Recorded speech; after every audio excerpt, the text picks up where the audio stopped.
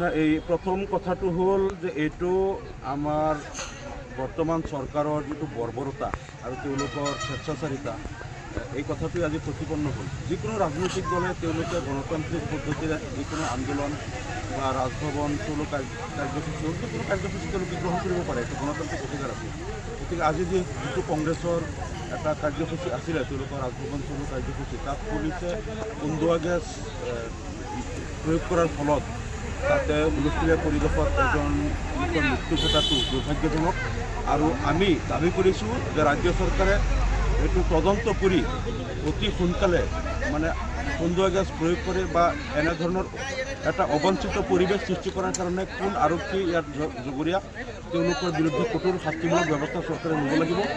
আৰু ইয়াত বিৰোধী দলে তেওঁলোকে যিকোনো প্ৰতিবাদ কৰাত বিৰোধীৰ যিটো কণ্ঠ চেপি ধৰাৰ যিটো চৰকাৰৰ স্বেচ্ছাচাৰী মনোভাৱ, তাক আমি ধিক্কাৰ জনাইছোঁ। আৰু হিটলাৰী শাসন নচলিব। ইয়াত সকলোৱে মুক্তভাৱে আন্দোলন কৰা, গণতান্ত্ৰিক অধিকাৰ সাব্যস্ত কৰাৰ তেওঁলোকৰ অধিকাৰ আছে আৰু সেই অধিকাৰ দিবই লাগিব। গতিকে ফেচিবাদী চৰকাৰৰ তেওঁলোকৰ যিকোনো মানে দমনমূলক আৰু নিপীড়নমূলক পদক্ষেপক আমি গৰিহণা জনাইছোঁ। ইতিমধ্যে প্ৰতিবাদ কৰিবলৈ যোৱা ভূপেন বৰা সহ বহুকেইগৰাকী লোকক আটক কৰিছে আৰক্ষীয়ে, কি ক'ব? এই কথাটোৱে চৰকাৰৰ ফেচিবাদী শাসনৰ এটা নমুনা যে তেওঁলোকে আজি প্ৰতিবাদী কাৰ্যসূচী বিৰোধী দলে গ্ৰহণ কৰিব, এইটো গণতান্ত্ৰিক অধিকাৰ। গতিকে তাত যদি কন্দুৱা গেছ প্ৰয়োগ কৰি বা এনেধৰণৰ চৰকাৰে যদি তাত মানুহ মৃত্যু মুখত ঠেলি দিব পৰা এটা পৰিস্থিতিৰ সৃষ্টি কৰে, এইটো কোনো পধ্যেই মানি লোৱাৰ কথা নহয়। গতিকে তাত যদি আজি কংগ্ৰেছৰ যিসকল নেতৃস্থানীয় বা তেওঁলোকৰ নেতৃবৃন্দই প্ৰতিবাদ কৰিছে, তেওঁলোকক গ্ৰেপ্তাৰ কৰা হ'ল, এইটো চৰকাৰৰ এটা স্বেচ্ছাচাৰিতা। গতিকে এই স্বেচ্ছাচাৰী ফেচিবাদী শাসনৰ অন্ত পেলোৱাটো আমি বিচাৰিছোঁ আৰু গণতান্ত্ৰিক মূল্যবোধ প্ৰতিষ্ঠা হোৱাটো আমি দাবী কৰিছোঁ। আৰু অসমত এনে দমন নিপীড়নৰ অন্ত পৰক, এই কথাটো আমি কঠোৰভাৱে চৰকাৰক আমি সকীয়াই দিছোঁ। ৰঙাপাৰাবাসীৰ বাবে সুখবৰ। আপুনি যদি দুচকীয়া বাহন ল'ব বিচাৰিছে তেন্তে এতিয়াৰে পৰা আৰু চিন্তাৰ কোনো প্ৰয়োজন নাই।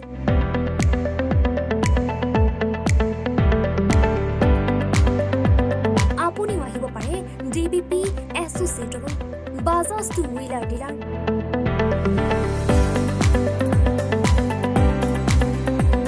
আমাৰ ঠিকনা ৱাৰ্ড নং 8, ঠাকুৰবাৰী ৰোড, ডাকঘৰ, ৰঙাপাৰা, জিলা শোণিতপুৰ।